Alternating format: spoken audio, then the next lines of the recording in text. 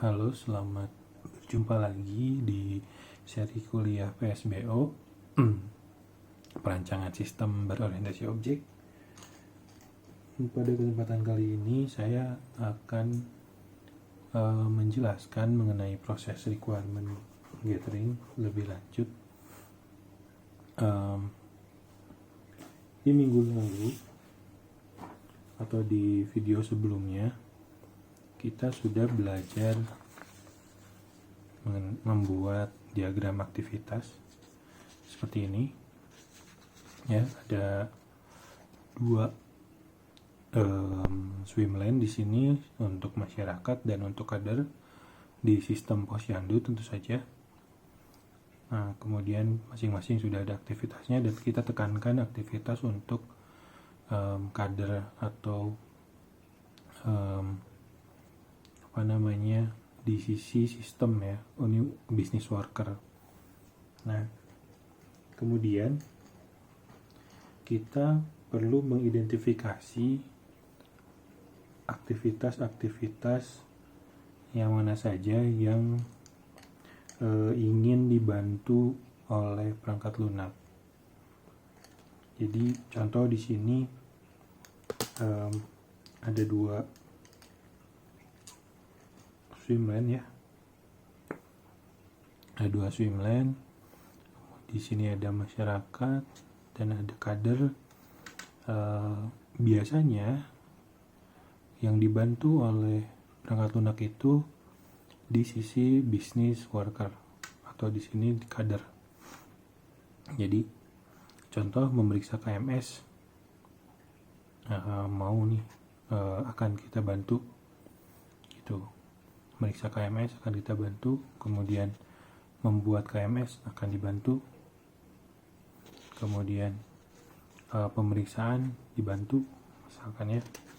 Kemudian ini hasil pemeriksaan, catat KMS bantu, ini juga dibantu, semuanya dibantu ya.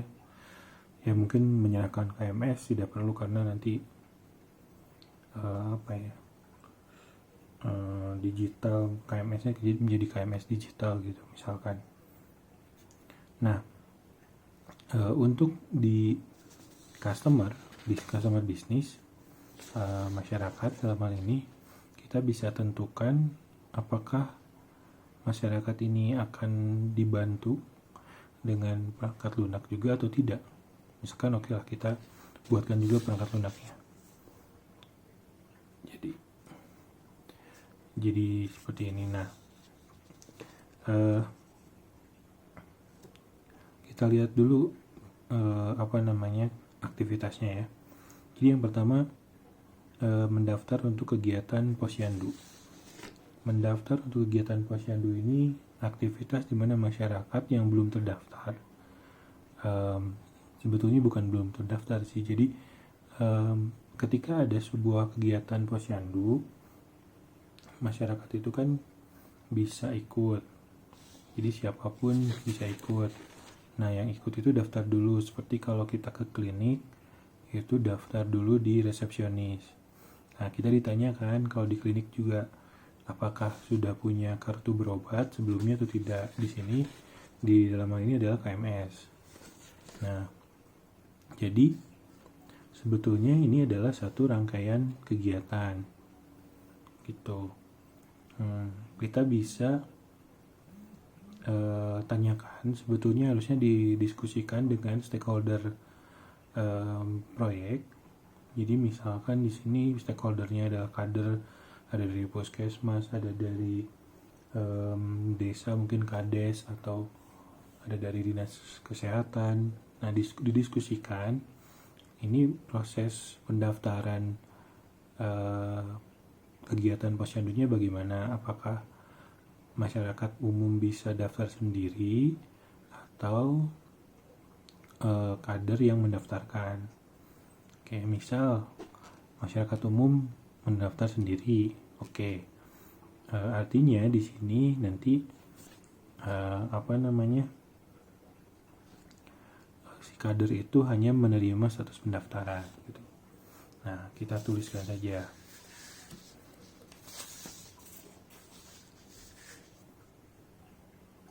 Jadi tadi ada dua aktor ya. Aktor perangkat lunaknya ada dua. Yang pertama adalah masyarakat. Yang kedua adalah kader. Jadi dua-duanya ini diakomodir. Tidak selalu customer itu diakomodir untuk memiliki aplikasi sendiri atau perangkat lunak sendiri. Namun sekarang trennya itu semua sudah go digital. Jadi semua sudah diakomodir oleh perangkat lunak gitu. Jadi ya sebaiknya kita mengikuti itu gitu. Jadi semua karena sekarang kan sudah banyak gadget ya. Jadi setiap orang punya komputer, minimal smartphone gitu. Gitu kan, smartphone juga komputer ya, bisa dia punya operating system, dia bisa ada aplikasi gitu. Nah, requirement-nya tadi user requirement adalah kebutuhan dari pengguna ya. Jadi pengguna pengen apa aja, misalkan masyarakat tadi kita lihat dari sini, yang pertama masyarakat ingin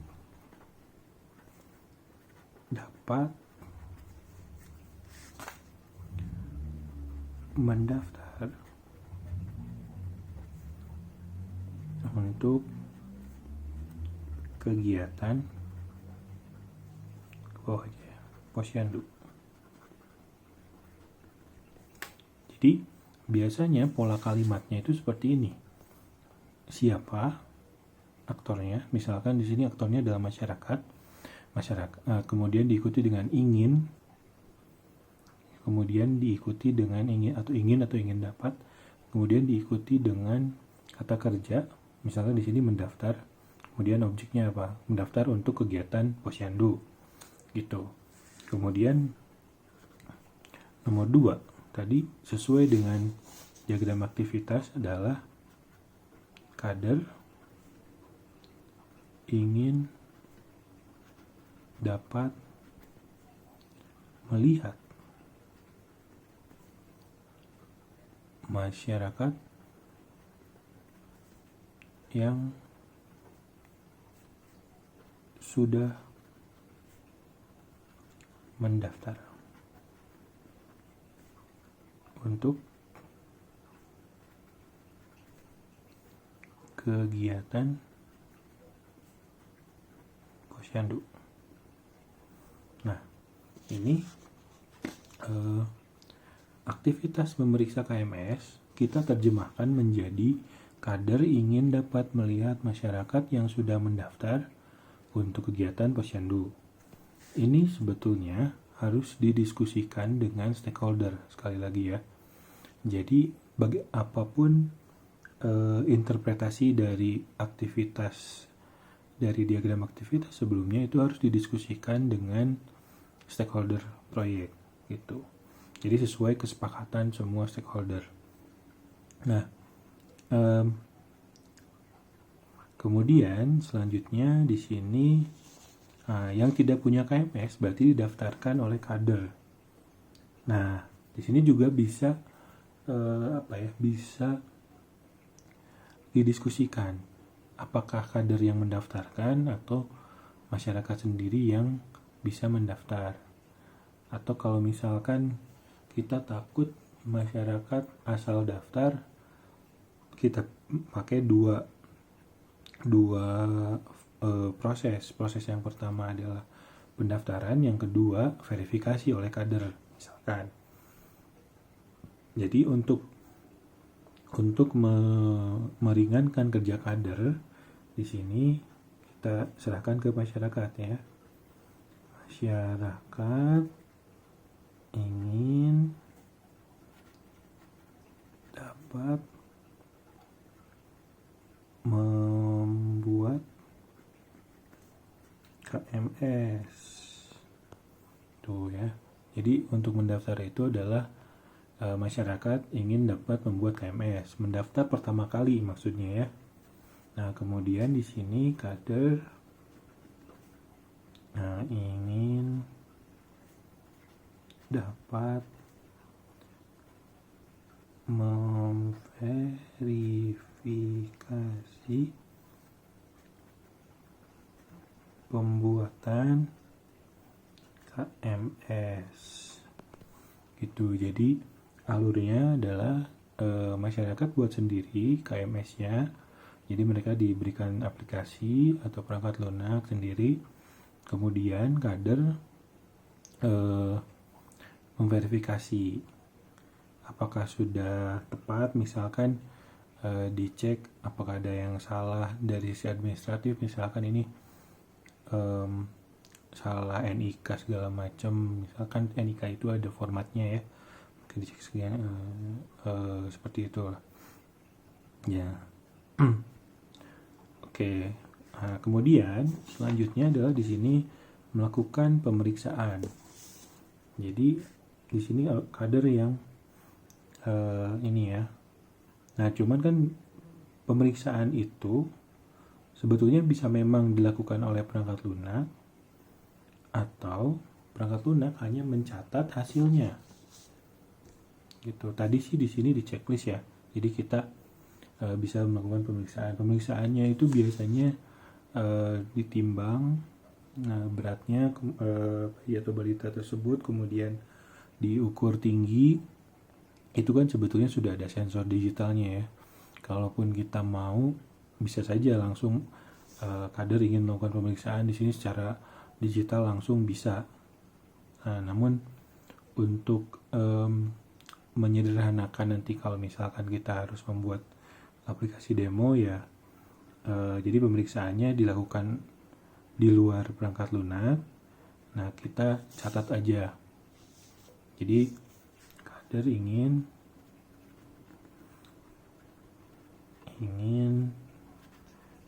dapat mencatat hasil pemeriksaan di posyandu. Nah, ini tuh sebetulnya bisa bayi atau balita, bisa ibu hamil, bisa wanita usia subur atau pasangan usia subur gitu. Nah, di sini hasil pemeriksaan ini dicatat ke dua output, punya dua output, di KMS dan di laporan pemeriksaan. Nah, bagaimana kalau kita otomasi? Kita buat otomatis. Jadi kader ingin nah, bisa saja tadi kan ada ingin dapat, ingin juga bisa tanpa ini soalnya tidak cocok ingin dapat. Soalnya yang ini bukan kader yang melakukan sebetulnya. Jadi kader ingin hasil pemeriksaan dapat. Nah, sebenarnya dapatnya digeser aja sih. Jadi hasil pemeriksaan dapat langsung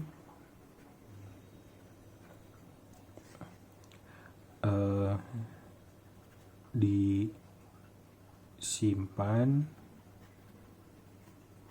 di KMS dan laporan pemeriksaan. Seperti itu.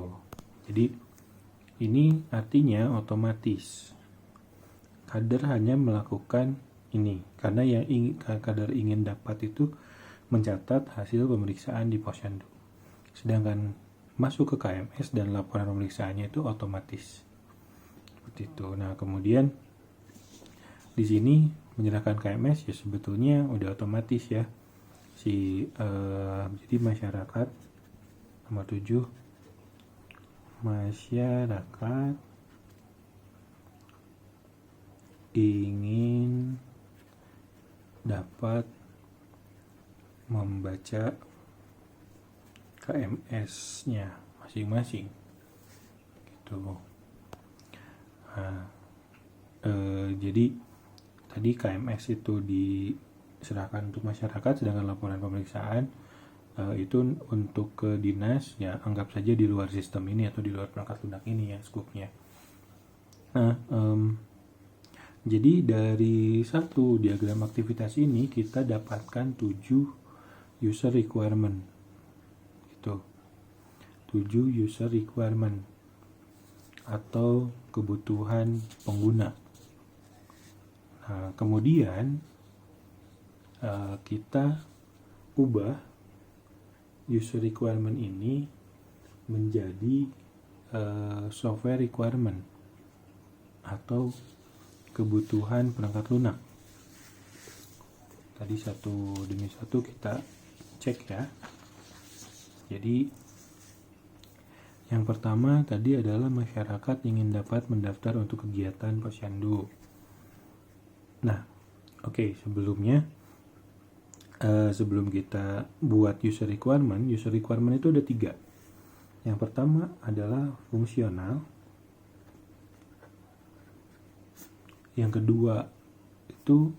kedua dan ketiga adalah non fungsional, yang mana kalau di breakdown lagi atau dipecah lagi ada kebutuhan unjuk kerja atau performance, dan ada kebutuhan selain unjuk kerja itu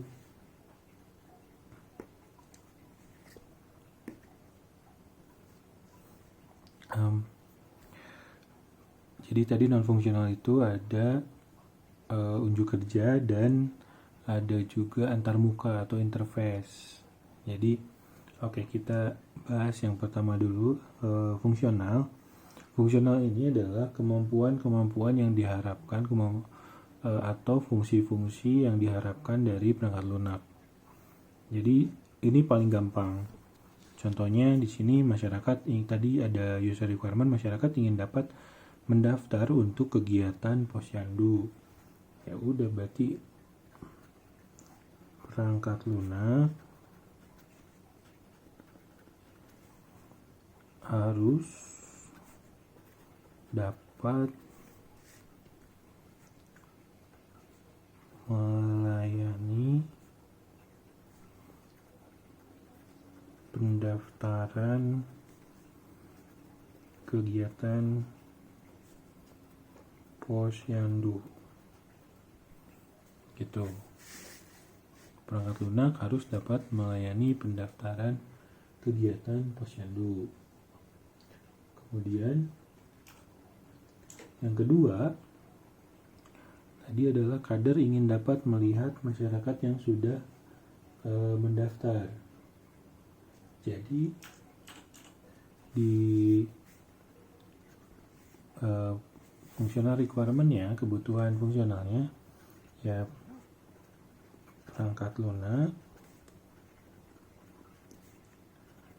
harus dapat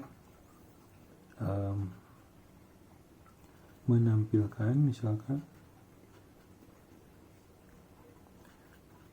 pendaftar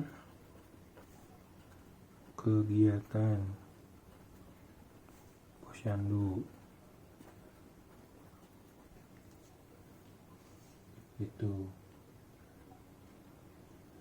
Kemudian nomor 3 kita lanjut, masyarakat ingin dapat membuat KMS. Jadi sini perangkat lunak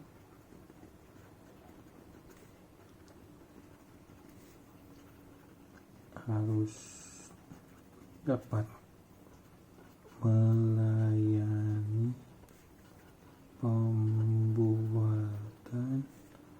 KMS. Kemudian nomor 4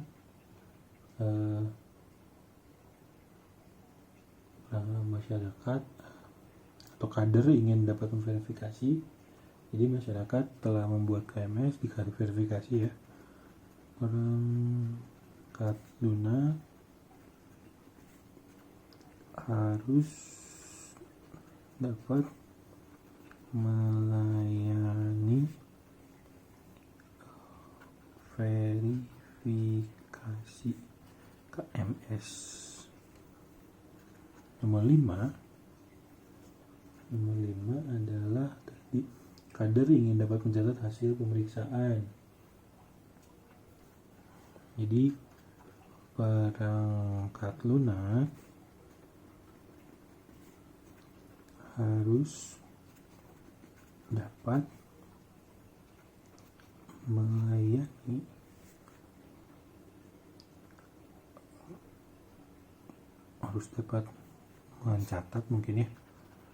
mencatat hasil pemeriksaan posyandu. Nomor 6, kader ingin hasil pemeriksaan dapat langsung disimpan di KMS dan laporan pemeriksaan. Ini dipisah aja.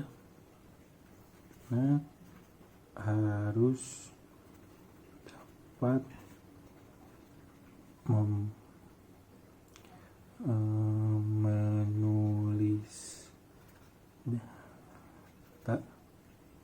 menulis hasil, hindari kata-kata seperti data ya, hasil. Jadi pakai istilah yang seumum mungkin, walaupun data sebenarnya sekarang udah umum sih. Pemeriksaan ke KMS. Nomor 7, perangkat lunak harus dapat menulis laporan pemeriksaan berdasarkan hasil pemeriksaan. Dan nomor 8, perangkat lunak harus dapat menampilkan KMS, isi KMS. Jadi dari 7 user requirement tadi dibuat menjadi 8 software requirement, functional requirement itu karena untuk di level software makin detail makin baik. Sedangkan di level user itu tingkat abstraksinya sedikit lebih tinggi karena ini akan didiskusikan dengan stakeholder, yang mana stakeholder itu kan bukan hanya pengembang perangkat lunak tapi juga ada calon user, project ownernya mungkin dari direktur atau CEO dari perusahaannya atau organisasi yang kita buatkan perangkat lunaknya gitu. Nah, itu adalah functional requirement atau requirement fungsional, kebutuhan fungsional. Kemudian ke non fungsional. Non fungsional itu tadi ada kebutuhan unjuk kerja. Kebutuhan unjuk kerja ini adalah kemampuan yang harus dimiliki oleh perangkat lunak, tapi di spesifik untuk performance atau unjuk kerjanya. Jadi misalkan perangkat lunak harus dapat mencatat pendaftaran kegiatan posyandu dari semua user bersamaan atau secara paralel misalkan gitu. Jadi misalkan di kegiatan posyandu itu kan ada sebuah kegiatan ada 100 orang biasanya yang mendaftar. Nah, kalau misalkan semua orang mendaftar secara bersamaan karena mereka masing-masing punya gadget, perangkat lunak harusnya bisa menanganinya. Jadi misal yang pertama perangkat lunak lunak harus dapat, ke bawah aja, nanti di sebelah sini ada yang lain, harus dapat melayani pendaftaran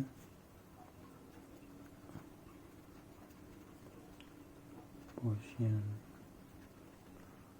secara paralel gitu. Secara paralel bisa juga disebutkan misalkan secara paralel dalam waktu maksimal 100 detik gitu misalkan.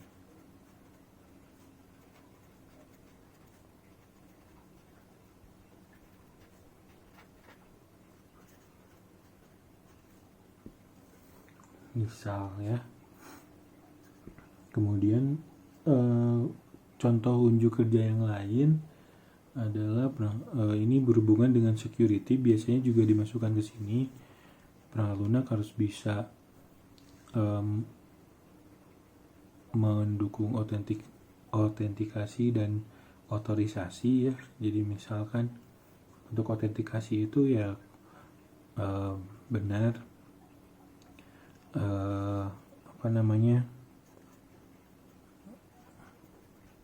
orangnya itu gitu harus dapat mengautentikasi pengguna. Nomor 3, lunak harus dapat mengotorisasi, mudah-mudahan terbaca, mengotorisasi pengguna. Jadi bedanya autentifikasi dengan otorisasi adalah kalau autentifikasi menentukan atau memastikan bahwa pengguna yang menggunakan perangkat lunak itu benar dirinya. Misalkan ada kader namanya Budi, dia menggunakan perangkat lunak, dipastikan dulu ini benar-benar Budi yang menggunakan. Biasanya dengan cara login, masukkan username atau password, atau kalau sekarang ada yang menggunakan biometrik ya, misalkan sidik jari dan segala macam gitu, kornea mata dan segala macam. Nah itu autentifikasi. Sedangkan otorisasi itu adalah nah misalkan tadi kalau autentifikasi itu masuk ke sebuah gedung, otorisasi itu masuk ke ruangan-ruangannya. Jadi memastikan bahwa orang yang masuk itu punya hak untuk masuk. Jadi contoh tadi ada kader, ada masyarakat. Yang berhak memverifikasi pembuatan KMS adalah kader. Nah misalkan tadi Budi kader, ada lagi misalkan Wati adalah masyarakat umum, misalnya yang peserta posyandu. Wati harusnya tidak bisa memverifikasi pembuatan KMS karena dia tidak berhak. Yang berhak adalah Budi atau kader gitu. Jadi perangkat lunak harus bisa mengotorisasi pengguna seperti itu. Jadi biasanya yang untuk kebutuhan unjuk kerja itu seperti itu, ada hubungannya dengan performance dalam waktu gitu. Misalkan ini harus bisa dibuka dalam waktu 100 detik, jadi harus bisa dicatat dalam waktu 5 menit maksimal gitu segala macam. Bisa juga ini bisa paralel, bisa juga di paralelnya ini per detail, misalkan melayani 100 orang dalam satu waktu gitu. Kemudian selain itu juga sebetulnya bisa juga bisa menangani upload atau menangani submit dokumen sampai dengan 100 megabyte ukurannya gitu, dan seterusnya gitu. Jadi hal-hal yang berhubungan dengan performance atau unjuk kerja gitu yang harus dimiliki oleh perangkat lunak. Nah kemudian Selanjutnya ada kebutuhan antarmuka. Antarmuka di sini bukan antarmuka pengguna atau user interface, tapi antarmuka yang lain. Jadi antarmuka itu adalah jembatan. Kalau antarmuka pengguna itu adalah jembatan dari perangkat lunak ke pengguna. Nah, ada antarmuka yang lain selain antarmuka pengguna. Ada antarmuka dari perangkat lunak ke perangkat lunak yang lain, ada antarmuka ke perangkat lunak ke perangkat keras. Itu yang dimaksud. Misalkan di sini ke perangkat yang paling mudah yang ke perangkat lunak yang lain adalah antarmuka ke database. Jadi perangkat lunak misalkan harus dapat terhubung ke DBMS melalui JDBC misalkan. Sebetulnya ini tidak perlu disebut juga tidak apa-apa sih. Atau kita mau sebut misalkan DBMS-nya apa, boleh. Kalau enggak pun enggak apa-apa. Jadi yang sebetulnya memang yang paling baik itu yang belum mengarah ke sebuah teknologi. Kalau JDBC ini kan sudah mengarah sebetulnya. Ini berarti pakai Java nih, gitu. Atau kalau misalkan selain JDBC ada ODBC, itu berarti pakai punyanya Microsoft. Kemudian ada lagi PDO, itu dari PHP misalkan gitu. Nah, selain itu ada juga ke perangkat keras, gitu. Misalkan perangkat lunak harus dapat, yang paling umum sih ya dapat input dari keyboard gitu. Tapi ya itu tidak perlu lah, itu udah implisit. Artinya nggak usah ditulis juga, memang harus gitu keyboard mouse gitu. Misalnya harus dapat mencetak laporan menggunakan printer misalkan. Printernya bisa disebutkan apakah printer Bluetooth, printer serial, yang tentu saja konektivitasnya ya, ada printer WiFi misalkan gitu. Jadi bukan printer bukan printer infus, bukan, tapi jenis konektivitasnya gitu. Nah, itu untuk requirement. Jadi ada user requirement, ada functional requirement, ada non-functional requirement yang dibagi dua lagi menjadi unjuk kerja dan antarmuka. Silakan dipelajari lagi. Sekian untuk pertemuan video kali ini. Terima kasih.